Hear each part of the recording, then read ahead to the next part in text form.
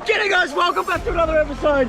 In this episode, we're going in search of the giant lobster, and right behind me, there's turtles all on the beach, just getting it on. It's mating season, baby. Once we grab ourselves some giant lobsters, I've got these passion fruits which I picked from a garden at home at Mossland there. And I went online, I was like, lobsters, passion fruit recipes, and I found one. We've never tried this before. We're gonna do a little taste test and see which one is gonna taste better, soft shell or hard shell.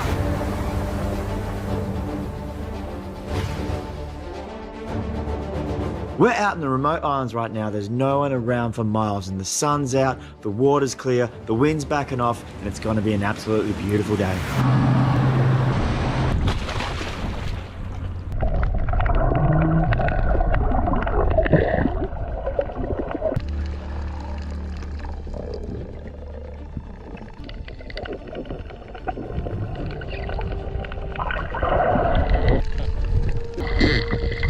Look at that. I can't get it off. They have the strongest grip, and those big ones that were after, the monster giant ornate crayfish, they will pierce through that wetsuit and into your skin like that.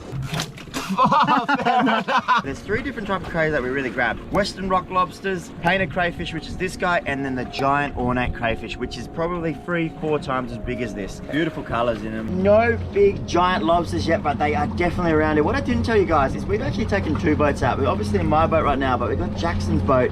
If you guys haven't seen, I surprised Jacko with some brand new motors, fully restored his boat. Let's get straight back into this.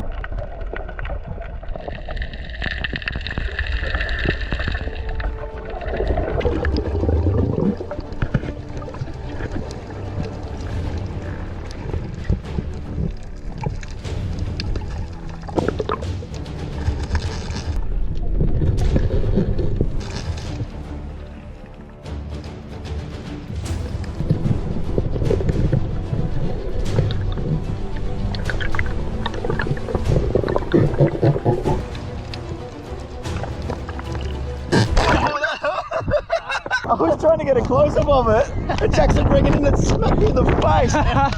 Oh, that's a good job, team. Yes. Jackson got done. just about took Dad bod to the depths. We're just putting them on the measuring tape here so you can see how big these crayfish are.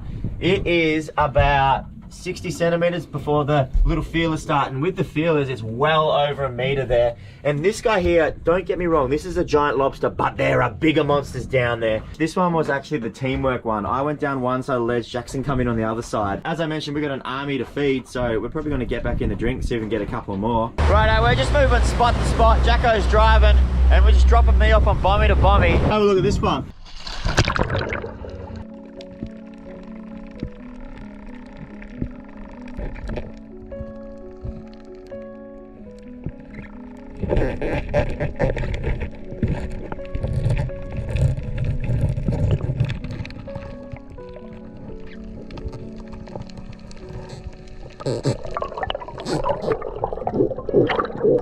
So what we've got here is we've got a female cray with eggs. We call these berries. It's the reason why we don't shoot them and we use our bare hands, because you can't see what they are when you're pulling them out. Let's put this beautiful little female back in, and there's thousands and thousands of baby crays.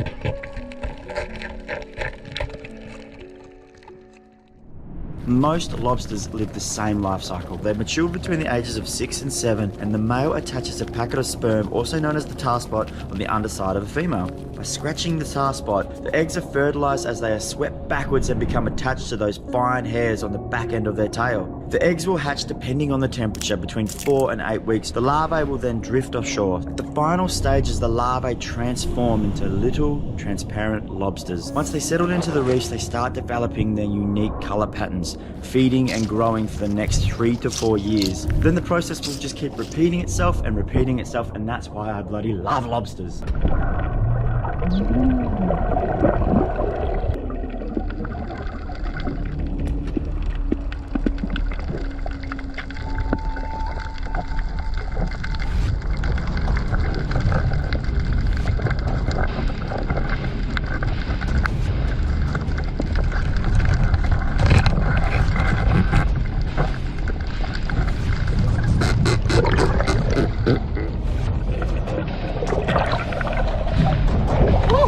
That's a good size eating one. Yeah. That's a beauty. We got dinner, baby. Woo! An ornate crayfish and a perfect size. This is why I love doing it, because you can pick what you want. We're gonna head back in for lunch now, catch up with the girls, and after lunch, we'll look for a few more. Got a copy, Isla Moss? Yeah, I did copy that. How was the trip across? Was it okay? Good. I'll see you soon, okay? There's heaps of turtles here. Okay. Look, everyone look. Turtle getting daddy. Where? Oh, it's a ray. Hello. Goose runner. Oh! Woo! Oh, look at that. We've got the 2 boats out. First time ever. Hi, Stevie. Look, that turtle's coming, Isla. Look. Down here.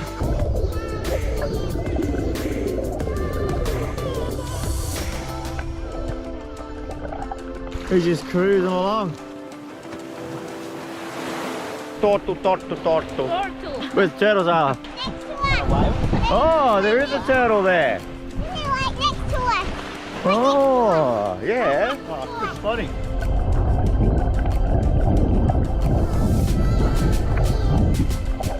Oh, it's a race! Oh, quick, go Isla.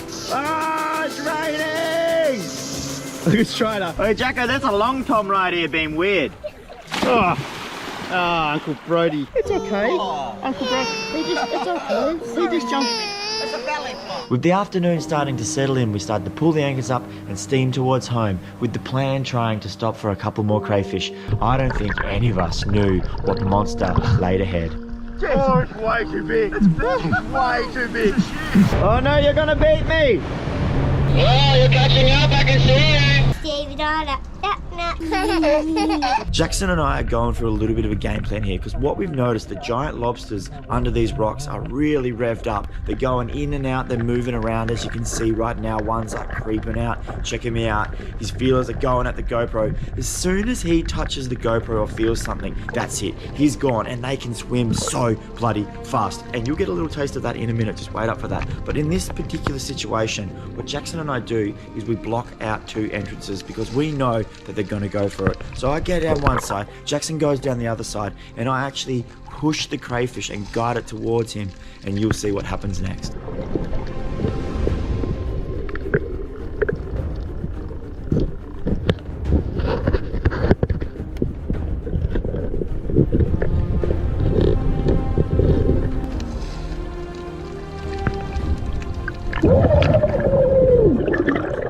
I was in there looking at one in there and it's cropped between my hands. Yeah, I poked it to you. like we're at him. It's important to check with your local fisheries how many you're allowed to take. Here we're allowed to take 8 per person, but we never do that. We only take what we need. So we're going to grab maybe 1 or 2 each, and that's it. That's good for a feed.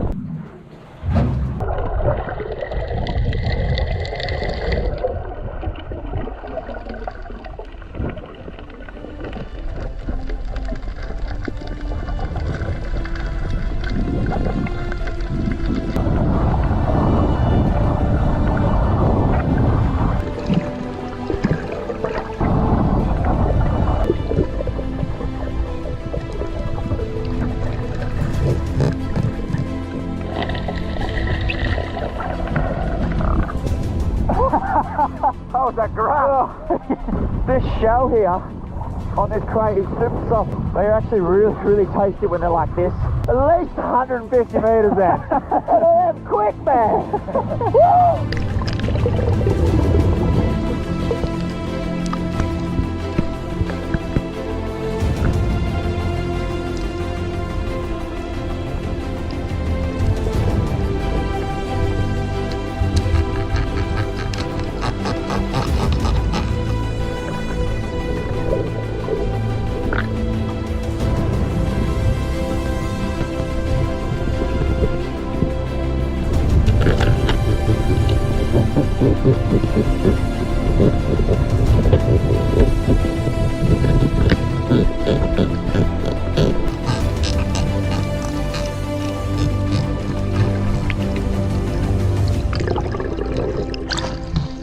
Oh, it's way too big.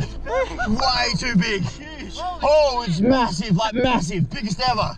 Oh my God, we'll take it back to the boat real quick and assess it. We probably end up putting this one back. You got that one? Yeah. You got him? Yep. Oh my God. Wow. This is a massive crayfish, as big as they get. We're actually going to put this guy back, there's no doubt about it. He is 6+ kilos, one of the biggest ones we've ever grabbed. It was a team effort to get him out. When they're under the ledge there, you don't actually know how big they are until you grab them. They can live out of the water, of course, otherwise we wouldn't have him out of the water. I'll get a better grip of him. Maybe just take it off. We'll get him straight back in the water. Massive beast of the ocean. Whoa!